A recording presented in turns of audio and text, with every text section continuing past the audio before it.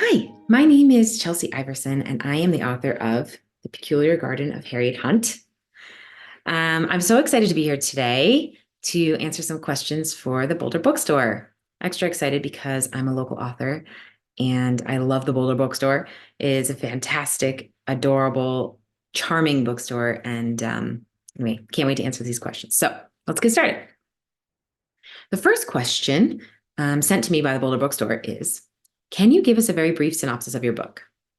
So, The Peculiar Garden of Harriet Hunt is a story about a woman named Harriet Hunt, and she's living in 19th century London. And her father goes missing 6 months previous to the story's beginning. And the story starts with an investigator coming to her home and asking questions about her father's disappearance. He's curious about Harriet and her lifestyle. And Harriet is finds herself tasked with not only finding her father, but also keeping her garden at bay. Her garden is a wild place, too wild to be proper for a Victorian garden, absolutely, but also it has a little bit of magic. And dangerous magic at that. So she has to keep that dangerous magic at bay while finding her father to try to exonerate herself and make sure she stays a free woman in a time where that was kind of difficult to do. So, Peculiar Garden of Harriet Hunt, that's a little bit about the book. And I'll move on to the next question. What inspired you to write this book? I was inspired to write this book by a scene that kind of popped in my head one day. And it was just a thought about a woman in a garden in with London as a backdrop. And she has this sort of power with this garden and the garden, and she can communicate through emotions. So there was a particular scene that's in the book. They don't want to give any spoilers, but that was sort of in my mind, and the rest of it kind of built around it. And I thought it would be cool to kind of like examine what a relationship between, a magical garden and a Victorian woman would be like. So you have a little bit of restraint from the Victorian side of things, and you have some wildness in this garden, and put it together with a little mystery. And I think that just kind of inspired the book. All right. So the next question is, did you have to do any research into 19th century London to help create the world that Harriet lives in? So the answer is yes, I definitely did. I lived in London briefly for 1 year, several years ago at this point. And that maybe just made me fall in love with London a little bit. It's a really charming place. It's got a lot of history. It's sort of rich for a historical novel. But in terms of research that I did, oh, absolutely. First of all, I found a great resource online that had a lot of firsthand newspaper articles and other written things. Read some novels from the time. I read lots and lots of things to kind of get acquainted with the language and some of the small little details, how much things cost, what people wore, the kind of things people said and didn't say. I tried to be pretty true to the time, as much as possible. I'm not a historian, and obviously I'm not 100% true to the time, as this book does involve magic. So I'm fairly certain that that wasn't in anything that I read.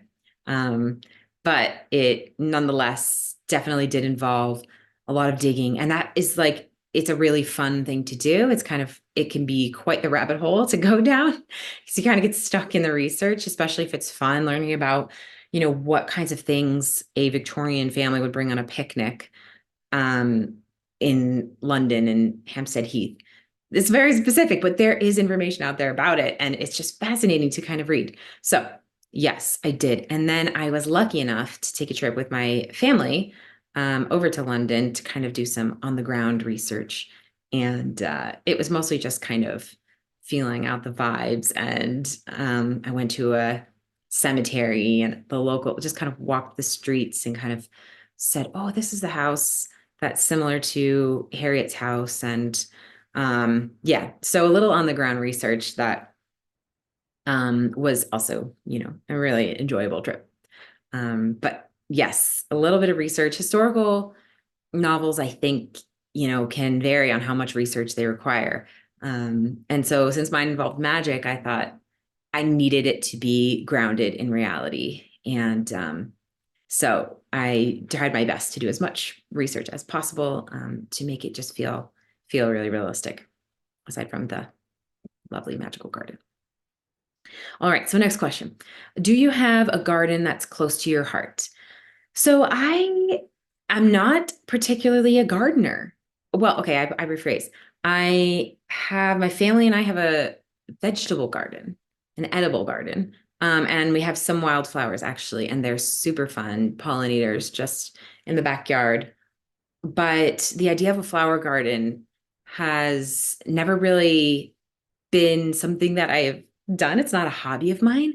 I just kind of think in the world of my imagination, maybe there's an inner me who does love gardens. Maybe there's an inner me who really wants to be a gardener. And in fact, going back to the research question, during a lot of the research, I did kind of find it fascinating, especially the Victorians with just all kinds of very specific, not rules per se, but very specific ideas of what made a beautiful garden. So this color next to this color, this height of flower next to this flower. And there's very intricate designs for flower gardens. And there's a lot, actually, there's a lot of reading material on that too. It's just kind of fascinating. So while I don't personally have a flower garden that I love, I do really find the idea of a Victorian garden just kind of fascinating. Okay, next question. Can you tell us about your writing process? So my writing process is not really a process. So Harriet is my second book. My first book is called The Witches at the End of the World. And that came out in 2023. So both books and the book I'm working on now all have a completely different writing process. And maybe it's just a little bit of lifestyle. I One thing I do need is I need a cup of tea and I need a snack. I'm a snacker. I don't, if I'm really in the zone and I'm drafting, I don't really eat the snack, but just having the snack. I know some people can relate. If you really want to focus on something, you just need a snack next to you. Okay, maybe not everyone can relate, but I feel like some people can. So yes, I need a snack and I need some tea. And writing this book involved a lot of, I was actually pregnant when I was writing this book. And then when I was doing edits, I had a newborn. So there was a lot of kind of squeezing in writing time when in a completely different life than when I was writing my first book, which I felt like I had, tons and tons of time. This was a little bit different. So, but I think squeezing in writing moments actually made the book stronger in a way, or at least it feels like it made it strong because it was almost like I had all this time to kind of think about it and imagine it. And then when it came down to write, I was very efficient. I could really get that tea, get that snack, which is usually like dark chocolate, weirdly.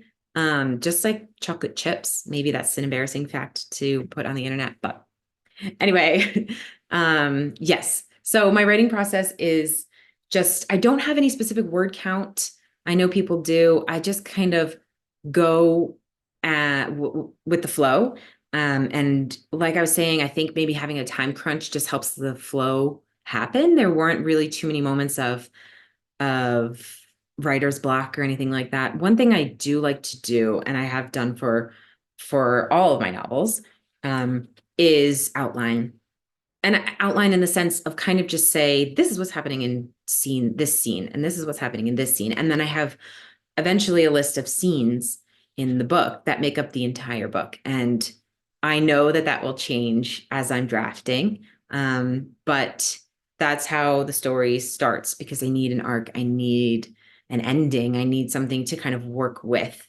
And it makes the drafting go so much faster because you can kind of just follow the script, basically. Um, so I spend a lot of time doing that.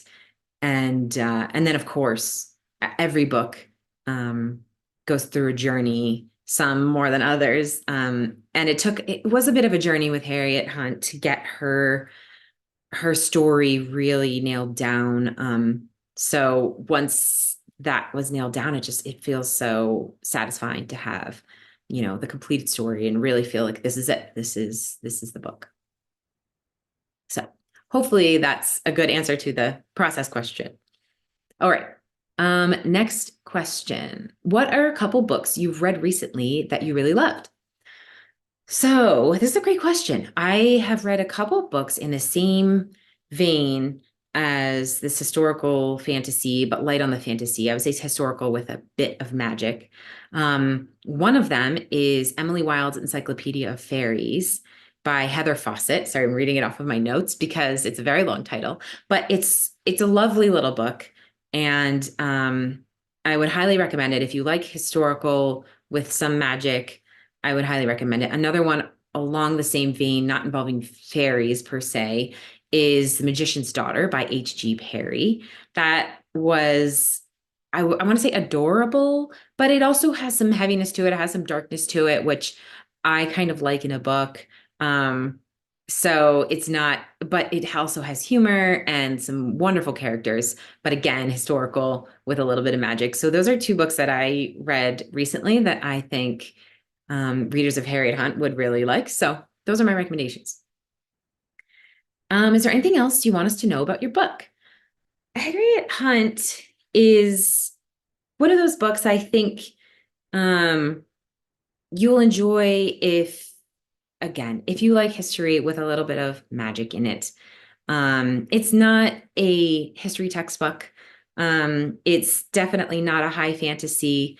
It's has a little, um, she has almost a relationship with her garden. And I think that as you read it, you'll start to see that that's not always such a good thing. Um, so she has moments of light and dark. The garden has moments of light and dark. The book goes through moments of light and dark. Um, and I think the story, I hope surprises, I hope delights, and I hope you come out of it feeling connected with Harriet and her journey. Can you read us a short passage from your book? So that's the final question. And of course, I would love to. So I'm going to read you an early passage, and it's the moment when the Harry is at home and the inspector pays her a visit. So the man in the round hat arrived an hour or so later, while Harriet sat beneath the plum tree, rereading the same passage from last month's issue of Gardener's Chronicle, wondering about garden ferns, and for the 100th time, whether she would ever invest in a greenhouse. If she did not have to tend to this garden, if she could live where she wanted and create a home of her own, what would her garden look like? She often imagined trees, dozens of them. Of course, she would need more space for that. A place out in the country with sparrows and forget-me-nots and evening primrose. She thought she would like a greenhouse. The purpose of such a structure would be to have summer blooms in winter and vegetables if the conditions were right, and it would be wonderful to have fresh summer roses all year long. But, of course, all these thoughts were pointless. She must remain here in this garden. This garden was hers, and without her, Mr. Hunt? An unfamiliar voice roused her from her thoughts. It was the nasally twang of a busy man, and she heard a faint rap at the door around the front of the house. Harriet remained unmoving, hoping that her silence would encourage him to leave promptly. She was acutely aware that the silver lavender roses at the corner of the front garden, just next to the hawthorn, perked up at the sound, swiveling to face the front gate. The man rounded the corner and spotted her all the way at the back, sitting beneath the plum tree. His small legs carried him over to her so quickly, she barely had the chance to cover her exposed toes, which rested naked over the moss, as they often did when she sat outside. She could feel the garden's attention buzz to life all around her, the roses standing pert and cautious. This small signal was enough to put Harriet on edge. I am looking for Mr. Hunt. The man wore a thin mustache, which curled up at the ends quite intentionally. He had a short but sturdy stance to him, like he wouldn't necessarily instigate a scuffle, but was ready for one at any moment. "It is quite urgent that I speak with him," he said when she did not respond. Harriet fidgeted, aware of ivy snaking subtly along the edges of the house, which she could see behind him.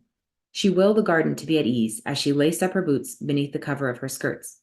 Her fingers grazed a pointed corner of something in her pocket. The letter. She wondered if the man in front of her could be a debtor who was fed up with her silence and had finally come to collect what he was owed. Out of the corner of her eye, she caught a nest of thorns separating itself from the garden wall and billowing forward ever so slightly, growing inch by inch, sharpening in the glinting sunlight that muscled through the clouds. She let out a small, nervous laugh. The plants had become more and more unruly the more time she spent here by herself. She feared it would take some strain to keep them in check. The man frowned deeply. Is he within? Finally, boots secured, Harriet stood, wobbling slightly. She had a small height advantage that made the man take an involuntary step back, and the wrinkles on his forehead creased dramatically as he cleared his throat and stood up straighter. She dipped her shoulders so she would appear smaller and smiled weakly, still without speaking. Half a year had passed since her father had disappeared, and the debt seemed to be mounting higher every day. Harriet had been naive enough to think that if she ignored all their inquests, they'd eventually stop harassing her and simply accept that he was gone, that they would give up. Naive indeed. "He is not within, Mr. she said with a shake in her voice. A thick, momentary silence followed. "Inspector Stokes," he said firmly. Harriet was thrown for a moment. Inspector. So he was not here to collect on debts after all. Her vision caught on his blue uniform and white striped cuffs. Of course. She should have put it together before. He was reading her carefully, she noticed now. "He has not been within for more than 7 months," she managed. "My father has left the country." "I see." He raised his eyebrows. "Have you any idea where he is exactly?" She did have some idea. But you won't know what that idea is until you read the book. Anyway, thank you very much to the Boulder Bookstore and to all of you for listening and watching. The Peculiar Garden of Harriet Hunt is out December, and I'm very excited to be here today speaking with you, and I wish you all the best. Take care.